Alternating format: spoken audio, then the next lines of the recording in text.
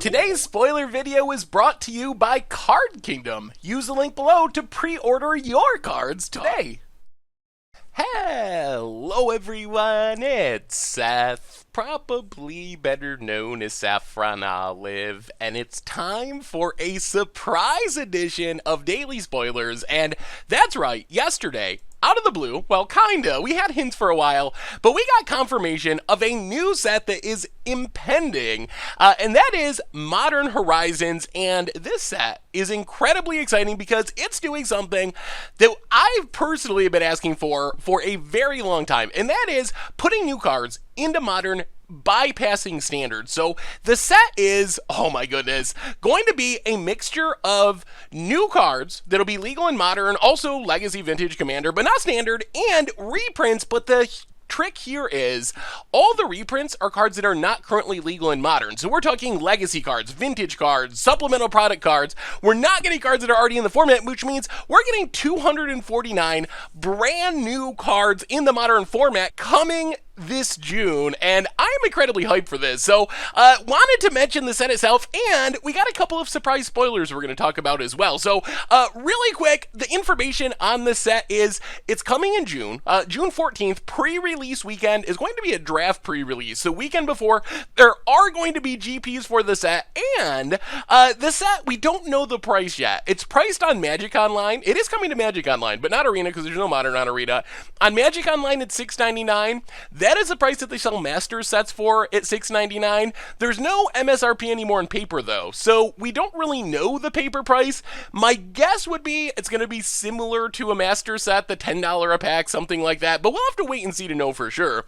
Anyway, that's the info. Modern Horizons, going to be super awesome. Tons of sweet new cards in Modern coming to the format in June with pre-release and GPs and all this stuff. Anyway, with that out of the way, let's talk about the couple of cards we did get. And card number one, and this card, oh man, not only is it powerful, it exemplifies part of what they're trying to do with this set, which is call back to older cards, and that is Cabal Therapist. So Cabal Therapist, 1 mana, 1/1. It has menace, so you may be sneaking a bit of damage here and there.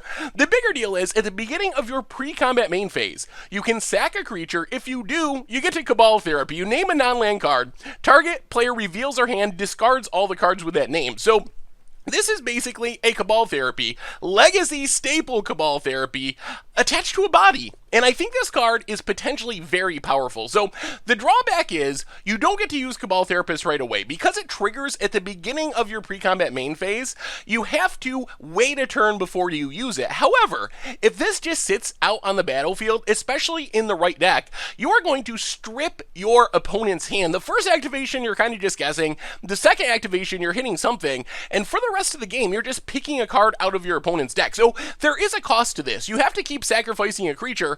The good news is there's some cards in decks that can easily sacrifice a creature every turn, especially if you're getting a card or even multiple cards out of your opponent's hand and not even care. So the first thing that comes to mind for Cabal Therapist is some sort of black-white tokens list. Lingering Souls, Bitter Blossom, these are cards that easily fuel Cabal Therapist, giving you a bunch of bodies on the battlefield for the cheap, and then you just pick apart whatever Wrath removal combos your opponent has in their hand and use your flyers to win the game. Another possibility is kind of the recursion deck. We have cards like Bloodghast, cards like Gravecrawler, throw in maybe Viscera here as another sack outlet with Cabal Therapist, and you can kind of go to town sacrificing a creature every single turn, essentially for free, because all your creatures are coming back from the graveyard. And it's also possible that it shows up in something like Mardu Pyromancer. In Legacy, Cabal Therapy itself primarily shows up alongside Young Pyromancer. That's kind of the combo. You cast it, you get a token, then you can flash it back using the token to sacrifice. Well, Cabal Therapist, while it doesn't give you a token with Young Pyromancer, if you're playing a shell that has Faithless Lootings and Lightning Bolts and Terminates and all these cheap spells, you're going to have a lot of Young Pyromancer tokens, which you can then sack to Cabal Therapist. So, Cabal Therapist is a card that I expect to be very good in Modern. Is it going to break Modern?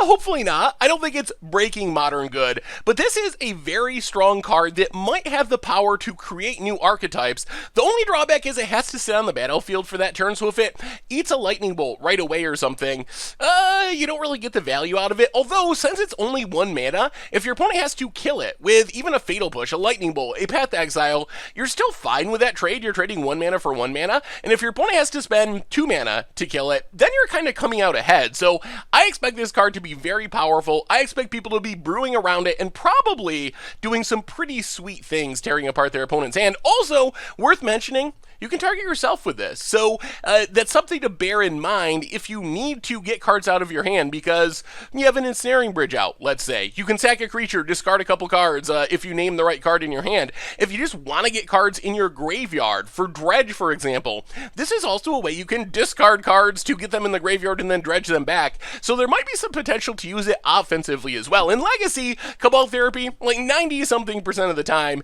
you're targeting your opponent, but there are fringe cases where targeting yourself is relevant, and you can do that with Cabal Therapist as well.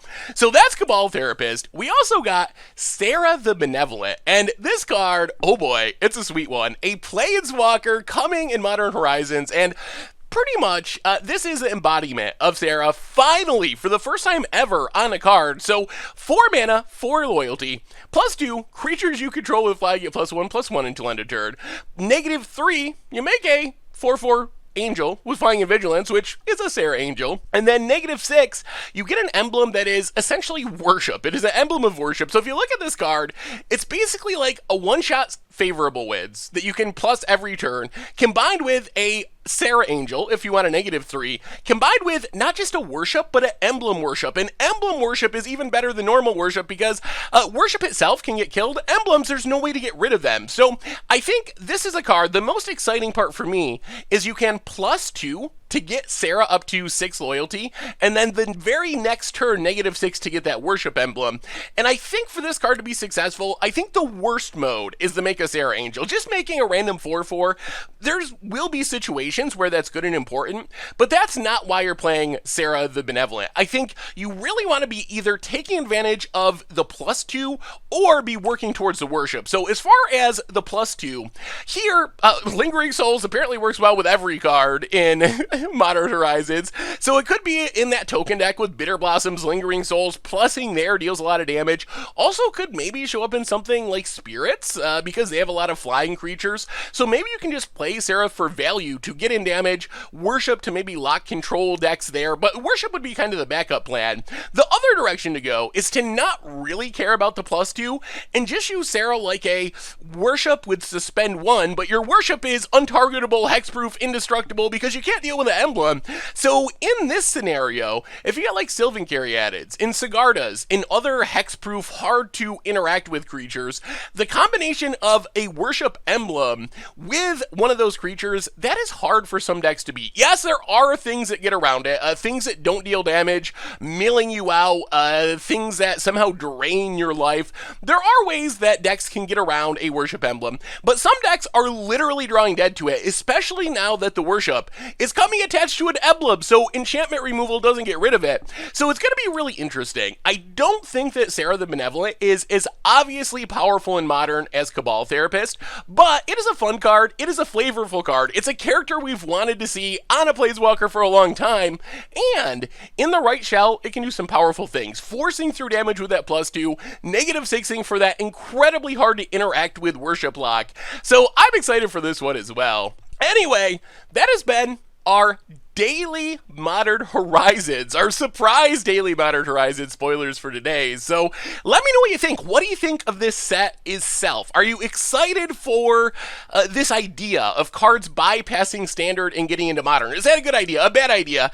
Somewhere in between. What do you think about the cards themselves? How broken is Cabal Therapist? What's that going to do to the Modern format? What about Serra the Benevolent? Is that Modern playable? Is it just a fun, janky, build-around, worshipy type card? Something for Commander? Let me know in the comments. Anyway, that's been our daily spoilers for today. Thank you so much for watching. I hope you enjoyed it, and I will talk to you soon. Thanks for watching the video. If you enjoyed it, help us out by clicking that like button down below. And to keep up on all the latest and greatest, click that subscribe button. And don't forget to hit that bell icon to get alerts whenever we have new videos. And if you want to, check out some of our other sweet videos here and here.